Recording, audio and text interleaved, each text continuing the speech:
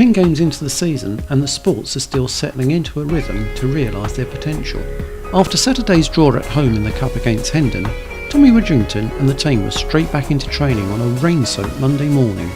We caught up with Tommy after the session to hear how he feels the season is unfolding.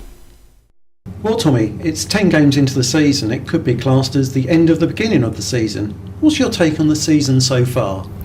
I think anybody who's seen anything like an amount of football in a Blue Square Conference South this season will see it's a very open game. All the games have been very tightly contested.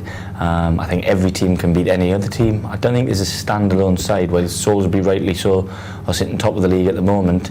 You know, there's a minimal amount of points between the top 2 or 3 and the bottom 2 or 3, to be honest with you. So I think it's there to be had. You know, somebody should grab it by the scruff of the neck. Whether the team with the biggest finance or the team with the biggest squad can do that remains to be seen just yet. You mentioned you like to see a cup run this year, but Saturday's match against Hendon saw the team fighting back twice to snatch a draw. Do you feel the team can progress in Tuesday night's replay? Absolutely. You started off with the question saying I'd like to see a cup run. I still feel we're having a cup run. You know, we were in the draw this morning. Both teams now know who lies in a wait for them, and it's up to us to make sure we're not travelling to Hornchurch on the 20th and we're going to one of the other 2 sides. So at the end of the day, Saturday's game gave me heart for a lot of reasons. You know, teams that go behind can easily chuck the towel in and accept that they're going to be beaten, but my side came back twice on that day, and that shows a lot of character.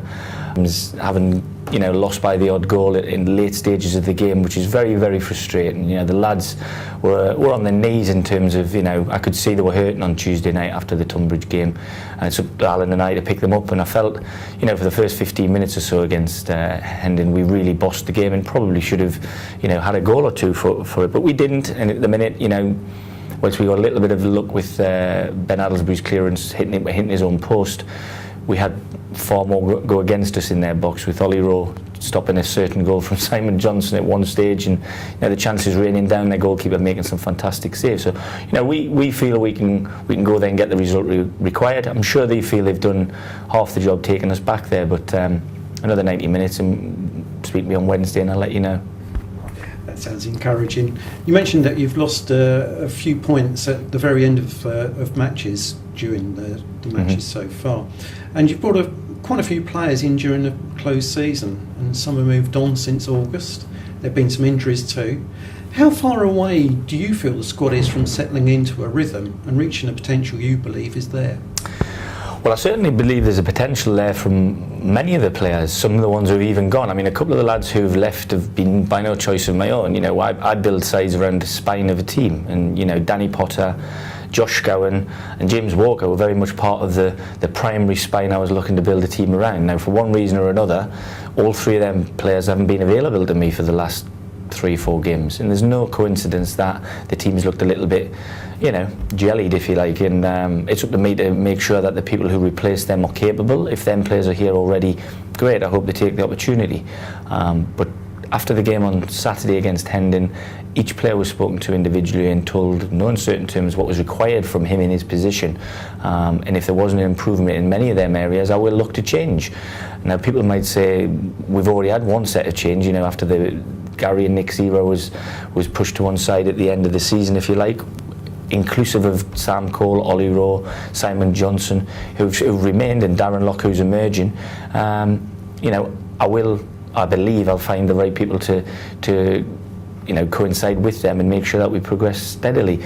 Rome wasn't built in a day, and I'm under no illusions that we were going to pick the first 17 or 18 players that came across our, you know, path, and it was all going to work. I think people have seen glimpses of some fantastic football this season. We've seen some glimpses of some awful defending. We've seen some glimpses of individual excellence and individual mistakes, all which combine to make about where we are with the football club at the moment. Are we any further forward than when we took over? I certainly believe we are, because I feel the squad has improvement in it. The squad has development in it. The squad has an expansion in it, and we've got more players to be able to pick from, and I never had that when I got here. So has the football side of the club moved on? I think undoubtedly yes. So there are two important matches for you this week now. Away to Hendon in the Cup and then Saturday's home match against Sutton. What's the spirit like in the dressing room and what is the latest team news for this week? Well, the spirit in the dressing room was fantastic. You know, at the end of the day, they're a group of lads who want to play football. Primarily, they want to do that for their living. At the moment, it's still a part-time job. I think people have a preconception because we train in the daytime that they're full-time players getting full-time wages. Well, they're not. You know, they still go off to do their work after training, or even, you know, the days that we're not, they got separate jobs to do. So the spirit is fantastic. I think it's refreshing to see them come in. I mean, today was a great example. The weather wasn't fantastic, but the spirit and the bubble in the dressing room before we went out was good. I think the lads are optimistic. They understand, you know, I'm a hard taskmaster. If they aren't living up to what I feel they should be doing, then they won't stay around. You know, Charles Adamino was one who's just gone. He was one I brought in and I had high expectations for, but I have to make a decision for the best of the football club, and I feel I get more out of other players in that situation for less pound, if you like. So and that's part of the world. You know, it's an austere time we're in. The gates aren't as good as we would hope they would have been. Maybe that's because we're not winning enough football games, but it's a chicken and egg situation. I think the football being served up is far more entertaining. There's goals going in every week here, so I'd like to encourage people to come and get behind the new crop and get behind the support as well. At one stage, I understand you're even on the subs bench yourself. How tempting is it at the moment for you to come out of retirement and put yourself on the park?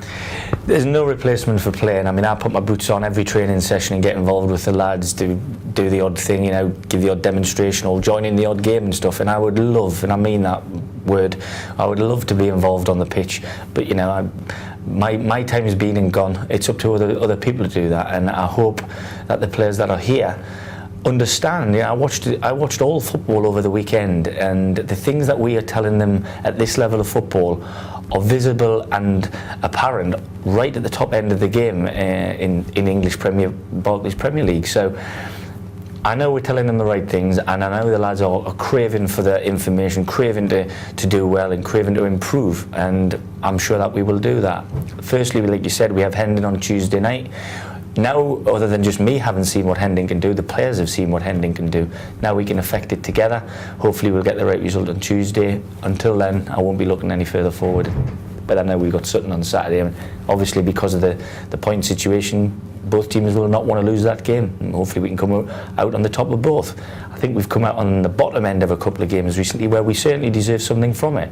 That, I think, is more mental approach rather than a physical or tactical approach. So I'm trying to build stability in the squad, certainly.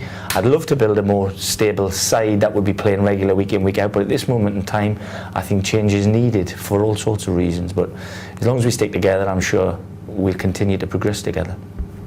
So work in progress, but keep on watching this space for the supporters. Absolutely, and like I must say, you know, last week against Tunbridge Angels, for the weather that was on, you know, available to us, and the conditions, and they could have been sat at home watching the TV in the Champions League. I was delighted to see the people come and support us, and like I said, they keep doing that, they'll get their rewards, I'm sure. That sounds great. All the best for Tuesday and Saturday. Thank you.